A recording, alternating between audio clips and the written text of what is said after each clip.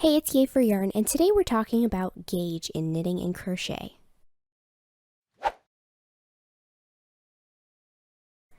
So, gauge is something that is not always explained to beginners when they're learning how to knit and crochet, and it's also something that is very important, and I get questions about this all the time. So, this is something that I want to make sure to cover very well so that everybody can understand the purpose of measuring your gauge, how to do it, and why it's such an important aspect with any pattern that you follow. So, first of all, what is gauge? Gauge is essentially the size of your stitches. And the size of your stitches can be affected by either your hook or needle size. It can be affected by the yarn that you're using and how thick it is. And it can also be affected by your personal tension, because every knitter and crocheter has slightly different tension. And so you may need to adjust your needle or hook size depending on whether you knit tighter or looser than the pattern designer. We will address that later. But for the moment, let's just focus on, how do we measure the size of our stitches and why should we do it? So gauge is often given in a pattern in a either number of stitches per inch or number of stitches within 4 inches or sometimes even 3 inches, depending on, what the actual gauge of the pattern is. But they will give you a number of stitches you should have in X number of inches. And then they will often also give you a number of rows that you should have in X number of inches. And this is very important because if you have more stitches in that measurement than what the pattern calls for, then your stitches are going to be too small, and then your item will not come out the same size that it's supposed to. It'll come out smaller than what it is supposed to. If your stitches are too big, then you will have fewer stitches within that measurement, and then your pattern, or your project I should say, will come out bigger than what you want it to according to the finished size of the pattern project. Now, this might not seem like that big of a deal if you're making something like a scarf or, some kind of item that does not need to fit a person or fit an object, if it's like a cover for something or whatever.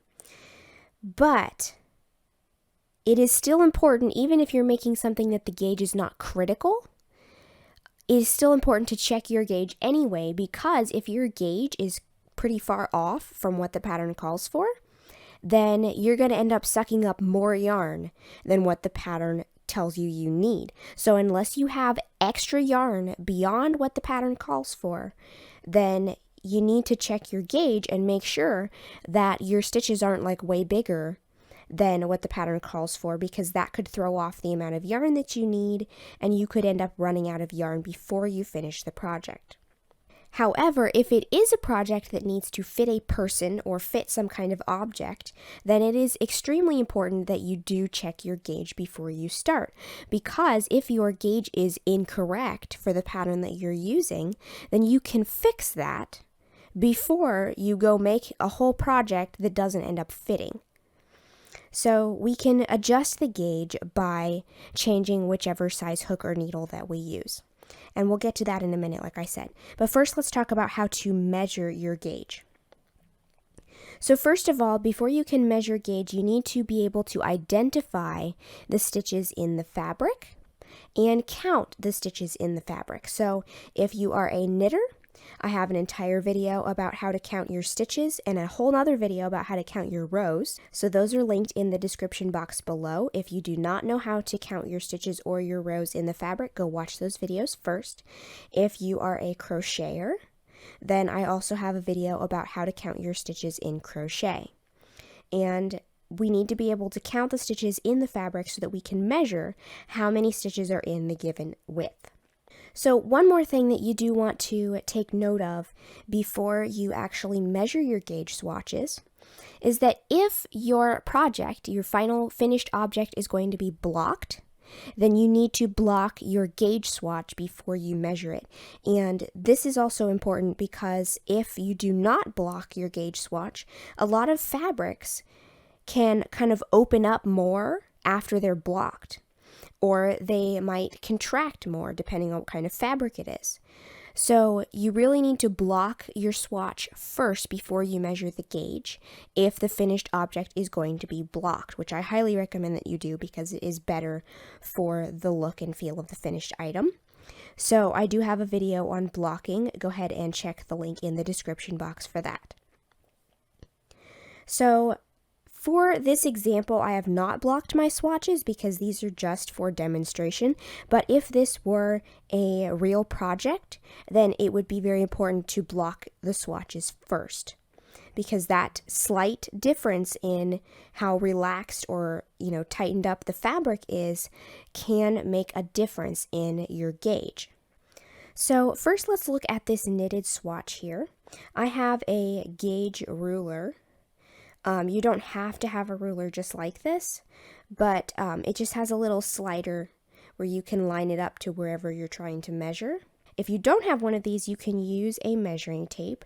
However, measuring tapes can stretch out over time, so you do want to every now and then recheck your measuring tape against a ruler to make sure that it is still precise and accurate and it hasn't stretched out.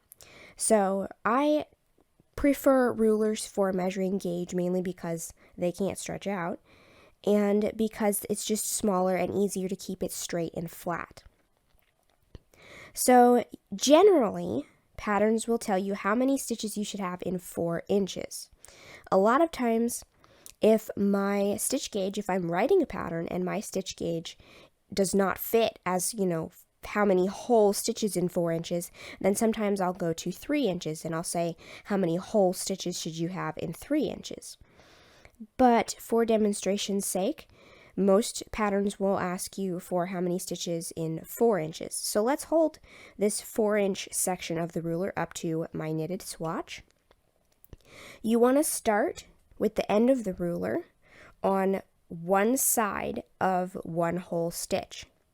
So right here, this is the side of this stitch right here, and we would just want to hold it right there. And then we're going to make sure that we're keeping the ruler within the same row, and then we're going to count how many stitches we have up to that 4 inches. So I am working in seed stitch here, so we have bumps alternating with V shapes in our swatch. But of course, it doesn't matter what stitch pattern you're using as long as you can identify the stitches and be able to count which strands make the whole stitches. So here's one whole stitch, 2, 3, 4, 5, 6, 7, and a half. As you can see, my 4-inch line comes right down the middle of this stitch. It's a half of a stitch. So I have 1, 2, 3, 4, 5, 6, 7 and a half stitches in 4 inches. And we would do the same thing going in the other direction for the rows. And this is why it's also important to count your rows and measure your gauge in the rows, because you don't want something to end up too long or too short. So now we will do the same thing, count how many rows fit into that 4-inch section. And we don't want to be stretching or pulling on the fabric at all. So here we have 1, 2, 3, 4, 5, 6, 7, 8, 9, 10, 11 rows in 4 inches in this particular swatch. So now let's measure the crocheted swatch over here. This is single crochet, and in this swatch I do get a whole number of stitches in my 4-inch measurement. My little slider has shifted just a tiny bit. So in my crochet swatch, if I'm counting single crochet stitches, I can lay my ruler right over the fabric and I can count 1, 2, 3, 4, 5, 6, 7, 8 single crochet stitches in 4 inches. And then I would also rotate the ruler this way and measure the number of rows. So in this swatch, I have 1, 2, 3, 4, 5, 6, 7, 8, 9 single crochet rows in 4 inches. And I specifically chose to do this in a very thick yarn so that you can see the stitches more clearly. But often if you are using a smaller yarn, you may need to, count very carefully because the stitches will be smaller and may be slightly harder to see depending on what kind of stitch pattern that you're using. So now that we've measured our gauge, if you are following along so that you can check your gauge for a pattern, you will need to compare the gauge that you have with the needle size that you're using. You want to compare that with the gauge that the pattern calls for. And if your gauge is too large, meaning that your stitches are too big and you don't have enough stitches within that 4-inch section, then you need to go down a needle or hook size to compensate for that and try again. And then if you get the correct gauge, then you can use whichever needle or hook size that gave you the correct gauge. Now, if you have too many stitches in your little 4-inch section, then that means that your stitches are too small. And if they are too small, then you need to use a larger hook or needle size to compensate for that and help make the stitches bigger. And then you will check the gauge again with the new hook or needle and see if it is correct now. And this is why that anytime a pattern tells you to use a certain size needle or a certain size hook, that is why that the hook or needle size given in a pattern is always a suggestion only. Okay? It doesn't matter what hook the designer used. It matters that you get the correct gauge to match the designer. It matters that your stitches are the same size as the designer, not what size number, what number size hook or needle that you used compared to the designer. So if you have to go up or down a couple of hook sizes or needle sizes to match the gauge, then it is important that you do that, because if you do not get the gauge correct, and if your stitches are too big or too small, then your item will not turn out the way it's supposed to. And if you are a beginner knitter and you only have a few different sizes of hooks or needles, and the hook or needle size that you have does not get you the correct gauge with your yarn, especially if you are a beginner, I do not recommend trying to use that hook anyway, just because that's the size that you have. Because if you plan on doing a lot of knitting crochet and you plan on, really getting into this as a hobby that you do all the time, you're going to need more hook and needle sizes as you make more projects, because not every project will call for the same hook or needle size. So even if you get a really inexpensive hook or needle, sometimes, aluminum crochet hooks and aluminum knitting needles at places like Walmart are usually like $3 to $5 per size. So if you have to buy another set of knitting needles or another crochet hook in a different size to get the gauge that you need, then I highly recommend that you do that, because it will make it a lot easier if your stitches are the correct size, because then your project will actually turn out the way that the pattern is supposed to be. Now, one more note on that. This is also why it is important to use the yarn in the same weight category as the pattern calls for. So occasionally I have people ask me, hey, this pattern calls for worsted weight yarn, can I use a super bulky? Well, the answer is no, because of the gauge. If you use a yarn that is too thick or too thin for the pattern that you're making, then again, it will throw off your gauge a whole lot, and then your project will not come out the right size. So when you choose a yarn for a pattern, make sure that you are always using the yarn category that the pattern calls for. So if the pattern calls for worsted weight yarn, use worsted weight yarn. If it calls for fingering weight yarn, then you need to use fingering weight yarn, and etc. And that will help make sure that your gauge comes out correctly, as well as making sure that you use a needle size or a hook size that will give you the gauge specified in the pattern.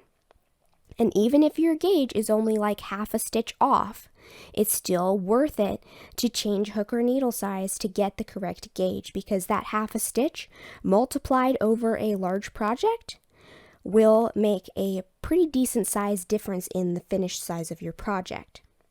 So now you know why gauge is such an important point that we always need to pay attention to anytime we follow a pattern. so that our projects will actually come out the way that the pattern is meant to come out, and they will be the right size, the right proportion, and the right shape, so that when you put time and effort into a project, you'll know that it will actually turn out the way that the pattern intended. So I hope you've enjoyed this video. If you liked it, please give it a thumbs up.